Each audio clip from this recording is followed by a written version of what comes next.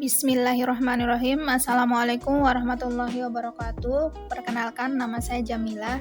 Di sini saya akan menjelaskan materi UTS terkait dengan transisi diplomasi lama ke diplomasi baru. Yang pertama, saya akan menjelaskan sejarah diplomasi lama.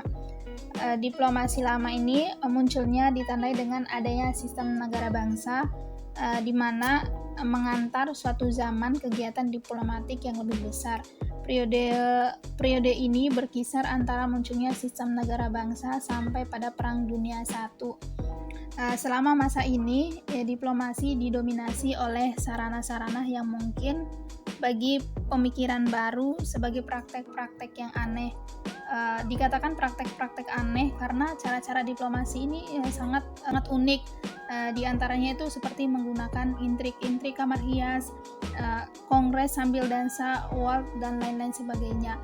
Walaupun diplomasi lama ini dikatakan aneh, akan tetapi para diplomat pada zaman itu sangat sadar akan ruang lingkup dan guna dari diplomasi itu sendiri. Mereka tahu bahwa diplomasi itu harus menentukan tujuannya dengan memperhitungkan power yang benar-benar ada dan potensial bagi pencapaian tujuan mereka, dan pada saat yang sama menentukan hal-hal seperti sejauh mana tujuan-tujuan yang berbeda itu dapat disatukan untuk kepentingan negara-negara mereka masing-masing ke depannya. Kemudian yang selanjutnya itu perkembangan diplomasi lama.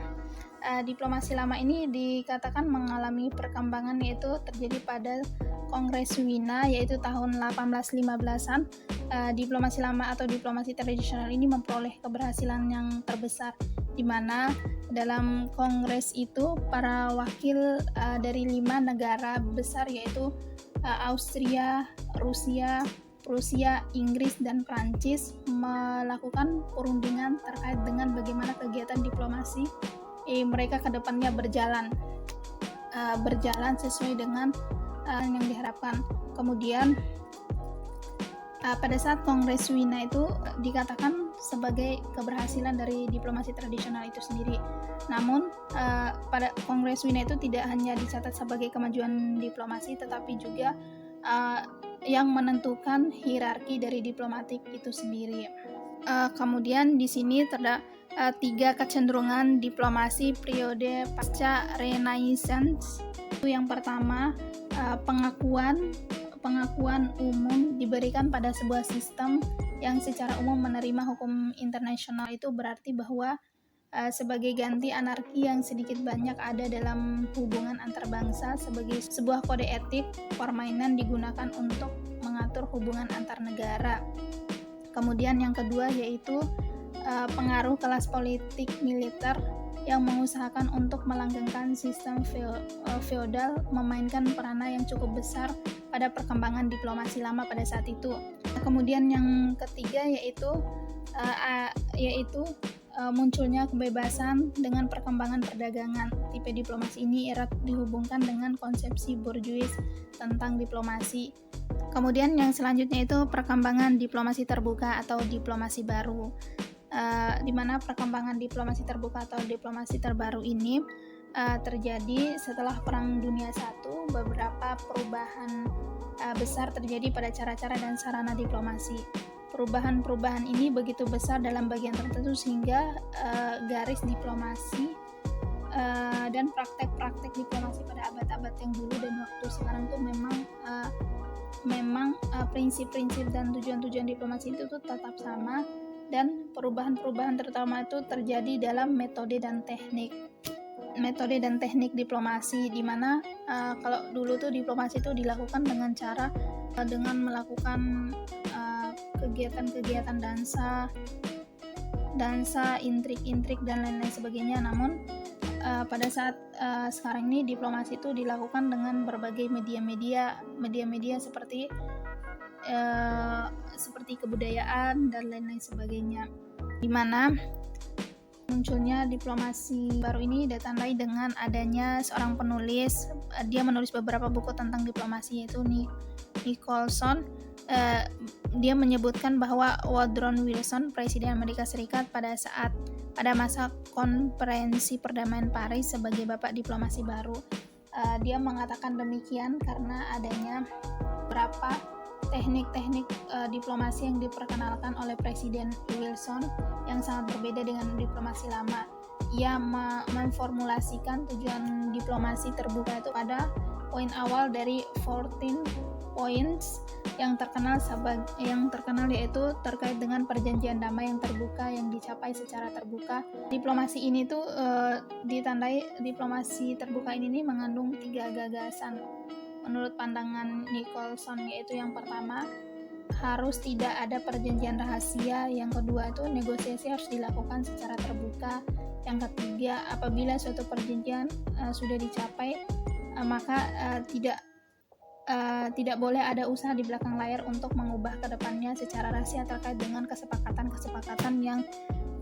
yang telah disepakati sejak awal oleh para perwakilan negara-negara.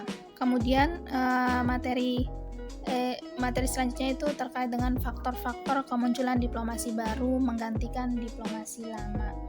Beberapa faktor, yaitu faktor yang pertama itu adalah kebangkitan Rusia sosialis.